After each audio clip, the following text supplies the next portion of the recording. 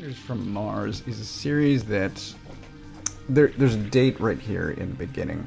So this is the complete 8-issue series, and there's a date of 2005, which surprises me because I have a couple of the single issues of this. I never had the complete series, but I thought I was broke in 2005.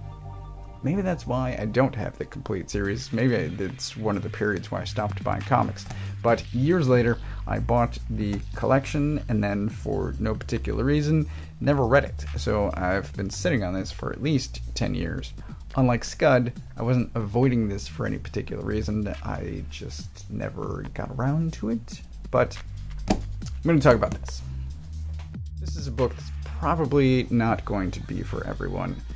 I want to show off some of the art, and I do have a problem with the art, but it doesn't stop me from enjoying the book. So I think some of the proportions are off in places, like this thumb, which should be foreshortened and is for some reason foreshrunken. But I also think this is the mother of one of the characters, and I do think her head tends to be large.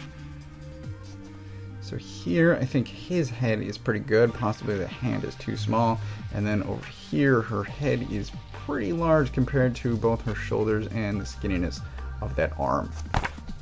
So it is perhaps not going to be something that everyone likes. I know from personal experience, art can turn me off of a book, but this has its, I'm going to show you this too. One of the opening scenes, the first time that we see the main character, he is photocopying his own comics at the copy shop. So here he is putting them together and then stapling. A lot of this just feels like people I went to high school with. I did know people who were making their own comics, photocopying them, and distributing those. This is a book where it feels like the creators, so Rick Spears, Rob G, put themselves into the book. And they did it in such a way where things feel natural even though they are heightened. What I mean by that is, so our main character is Macon. He works at the equivalent of Walmart.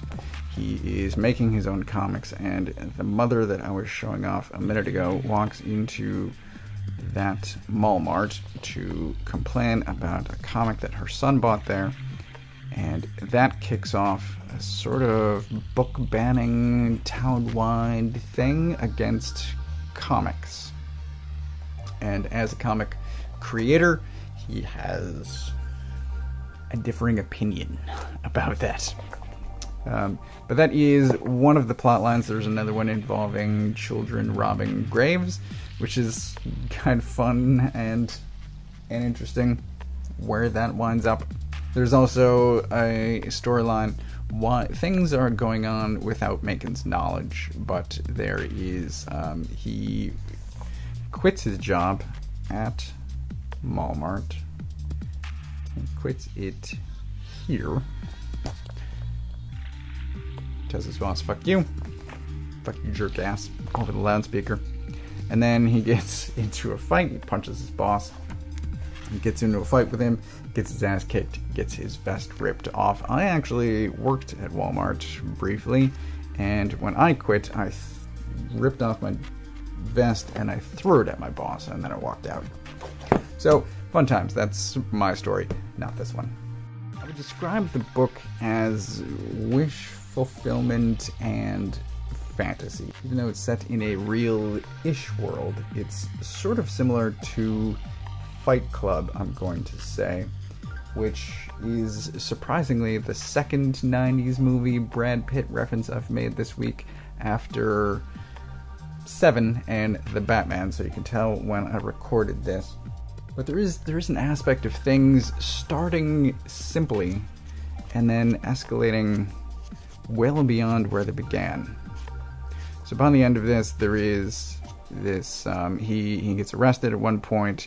Here we have, so they are actually burning comics at this point. And at some point, guns come into play. and there's a hostage situation.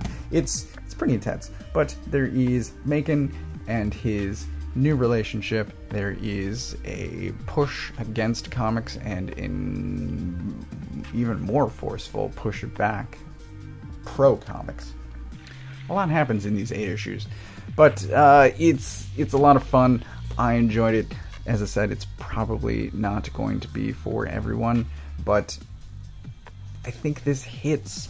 Maybe it's an audience thing. It's because I was drawing. I was with other kids who were drawing as well in high school. Even in junior high, we were drawing our own comics, and then photocopying them, distributing that stuff.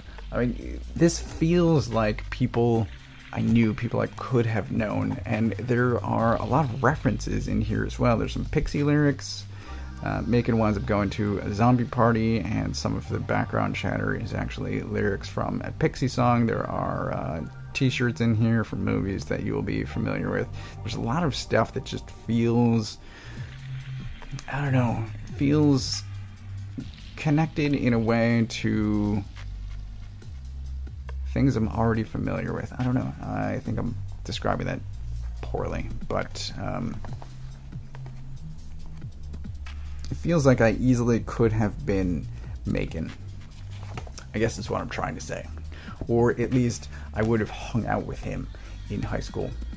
The other thing I was saying near the beginning was wish fulfillment and fantasy. Now, part of that is certainly wish fulfillment on the part of getting into a fight with your boss and telling him to fuck off. Who wouldn't, right? Certainly at that age, I hated my bosses, and I wouldn't have gotten into a fight with any of them. I was a scrawny nothing at the time. But aggressively quitting my job, I absolutely want to do that I want to do that currently on a daily basis. Fantasy, I'm going to say, is he's working at Walmart. He's 18 years old, and he has his own apartment. When I was 18, working at Walmart, I had 2 roommates. That's all I'm saying. Wish fulfillment, fantasy, even though it's very much set in a real-world setting. I enjoyed it. I'm glad that I was finally able to read this. I do recommend it. I imagine it might be hard to find a copy of this if you are interested. Check the secondary markets. I don't think this is something that's being kept in press. I don't know. I mean, I don't hear much out of Gigantic, if they even still exist. As I said, I bought this years ago. So as far as availability goes, I don't know how much luck you'll have in finding this, but if you can, if you are interested, I absolutely recommend checking it out. I had fun reading this, and it made me feel very nostalgic.